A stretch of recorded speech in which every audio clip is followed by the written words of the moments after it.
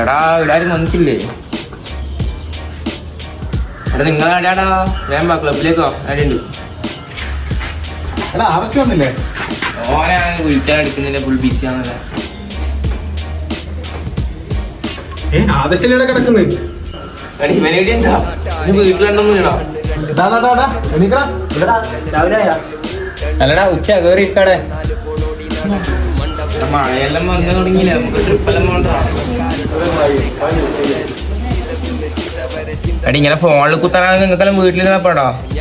ഞാൻ പോകുന്ന ഇങ്ങനെയാണെങ്കിൽ